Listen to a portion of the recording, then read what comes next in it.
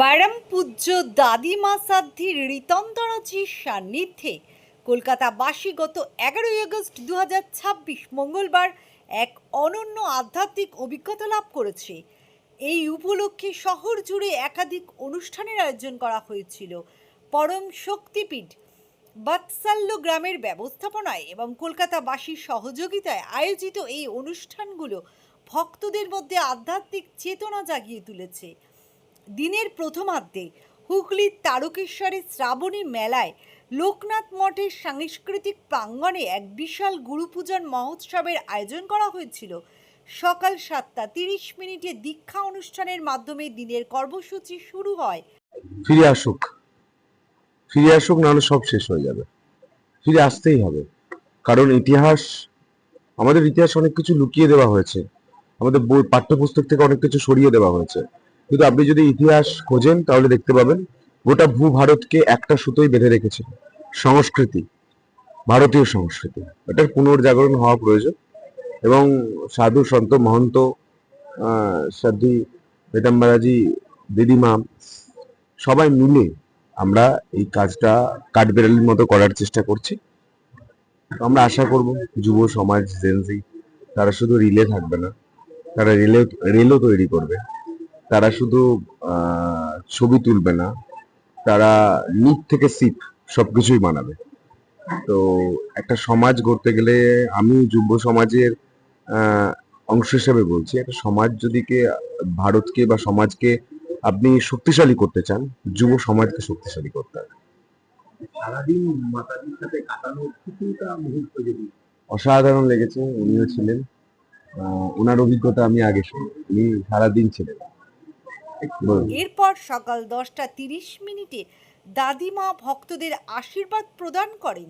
অনুষ্ঠানে তারকেশ্বরের বিধায়ক সন্তু পান বিশেষ অতিথি হিসাবে উপস্থিত ছিলেন। এই অনুষ্ঠান সফল আয়োজনে দীক্ষা সম্পর্কে বিশেষ ভূমিকা পালন করেছেন সুরেশ কুমার আগরওয়াল ও প্রদীপ কুমার জাওরানি। দিনের দ্বিতীয়ার্ধে কলকাতায় আয়োজিত বাৎসল্য বাণী অনুষ্ঠান বিকেল 5:30 শুরু হয়। সেখানে দাদিমা নিজের দিব্য বাণীর মাধ্যমে ভক্তদের জীবনকে আলোকিত করেন। বাৎসল্য গ্রামের সেবা, সংস্কার এবং সমর্পণের আদর্শে উদ্বুদ্ধ এই অনুষ্ঠান কলকাতাবাসীর জন্য এক অতুলনীয় উপহার ছিল। हम लोग आज सवेरे 8 बजे के करीब यहाँ से प्रस्थान किया तारकेश्वर। तो सबसे पहले हमारा कैंप है दीदी माँ का, हम लोग सावन में कैंप लगाया है जो कावड़ियों की सेवा के लिए, उसका हमने उद्घाटन किया। दीदी माँ उसका निरीक्षण किया। वहाँ से हम लोग भैया, हमारे प्रिय भैया, हमारे आदरणीय संटू पान जी, लोकप्रिय विधायक के साथ में हम लोग तारकेश्वर में दर्शन के लिए गए। भैया ने बहुत अच्छा अरेंजमेंट करवा के रखा था दर्शन के लिए। हम लोग 15 मिनट तक मंदिर के सामने में, इस भीड़ में, सावन के महीने में 15 से 20 मिनट तक हम मंदिर के सामने में हम लोग खड़े रहे। पुजारियों ने 5-6 पुजारियों ने मिलकर दीदी माँ को दर्शन करवाया, फूल माला चढ़ाई, जल चढ़ाया, दूध चढ़ाया और फल चढ़ाया। उसके बाद दीदी माँ का स्वागत पंडित लोगों ने, वहाँ के आचार्य जी लोगों ने किया। बहुत ही खुशी का माहौल था।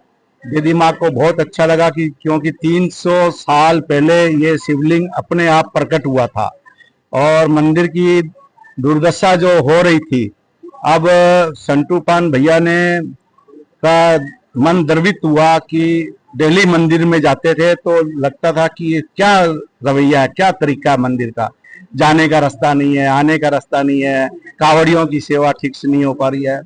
तो एक टीएमसी वालों ने एक ऐसे नेता को उसका चेयरमैन बना के रखा था कि वो हिंदू समाज के लिए कुछ सोचने का उसको फुर्सत ही नहीं था, क्योंकि ये हमारा हिंदुत्व का मामला था और इसमें लाखों लोगों की आस्था जुड़ी हुई थी। लाखों कावड़िया लोग सावन में 1.5-2 महीना, 1.5 महीना, ये 15 दिन बंगाली सावन चलता है, फिर हम लोगों का अग्रवाल मारवाड़ी हिंदू समाज का सावन का समय रहता है, जो कि 29 अगस्त तक ये सावन का महीना चलेगा। इसमें लाखों यात्री दूर दूर से, जगह जगह से कावड़ लेके आते हैं और उस मंदिर का भार जो है अभी हमारे प्रिय सीएम साहब शुभेंदु अधिकारी जी ने बहुत बड़ा फंड अलॉटमेंट किया है वहाँ के लिए, मंदिर के निर्माण के लिए। जैसे काशी में विश्वनाथ कॉरिडोर बना है, उसी तरह से हमारे तारकेश्वर में भी उसी तरह का कॉरिडोर बनाने का बात चल रहा है। भैया उसमें में लगे हुए हैं और हम भी भैया के साथ में, हमारी धर्मशाला भी है वहां पर मंदिर के बगल में, श्री हनुमान परिषद, उसमें अभी हम लोग कांवड़ियों की सेवा करते हैं। 24 रूम है हमारे वहाँ, एसी रूम है, 2 हॉल है, मंदिर हनुमान जी का मंदिर है। और हम भैया से यही, हमारा जो वात्सल्य ग्राम बन रहा है काशी विश्वनाथ के बगल में, जो 80 कट्ठा में वो वात्सल्य ग्राम का निर्माण होगा, उसमें 20 एकड़ में, उसमें कई तरह के प्रकल्प हमने अभी विवरण स्टेज पे सभी के सामने में रखा था, क्या क्या वहाँ के प्रकल्प दीदी माँ ने रखा है। उसके लिए हम संटू पान भाई साहब से अनुरोध किए हैं भैया से कि उसमें आपका पूरा सहयोग चाहिए और वहाँ की पब्लिक जनता का भी पूरा सहयोग चाहिए। उस निर्माण होने से वहाँ का पब्लिक को, वहाँ की जनता को बहुत बड़ा फायदा मिलेगा, क्योंकि दीदी माँ तो रहने आएगी नहीं, ये लोगों की सेवा के लिए वो वात्सल्य ग्राम बन रहा है। उसमें सैनिक स्कूल भी बनेगा, उसमें चिकित्सालय भी बनेगा, उसमें प्राथमिक विद्यालय भी बनेगा, गौशाला भी बनेगी, कई तरह के प्रकल्प उसमें हम लोगों का, दीदी माँ का प्रकल्प जो वृंदावन के हिसाब से चल रहा है उसी हिसाब से हम लोग बनाने की बात चल रही है। यही मेरा सभी से अनुरोध है कि दीदी माँ के इस पुण्य कार्य में सब बढ़ चढ़कर हिस्सा लें। এই অনুষ্ঠানটি আয়োজনের ক্ষেত্রে বিশেষ ভূমিকা পালন করেন বিশিষ্ট সমাজসেবী ও শিল্পপতি গিরিধারী লাল গোয়েঙ্কা, শ্যামলাল আগরওয়াল, সুশীল চৌধুরী ও অঞ্জনী ধানুকা। পরম পূজ্য দাদিমা সাধ্বী রীতন্তরাজির কলকাতা সফর শহরে আধ্যাত্মিক ইতিহাসে এক নতুন অধ্যায়ের সূচনা করেছে। 50 বছর বাদে লোক জানাতে না, একটা বাঁচার আলাদা জানা পেয়েছে। আমরা কালকে দেখেছি দ্বিতীয় স্বাধীনতা অনুভব করে। দেখুন, এটা দ্বিতীয় স্বাধীনতার সঙ্গে তুলনা করা হচ্ছে কেন? কারণ বাংলায় এমন পরিস্থিতি ছিল যেখানে যুব সমাজের চাকরি বলতে চাকরি চুরি ছিল, ভালো রাস্তা বলতে রাস্তা চুরি ছিল, ভালো বাড়ি বলতে বাড়ি চুরি ছিল, জল বলতে জলটা পর্যন্ত চুরি হয়ে যেত।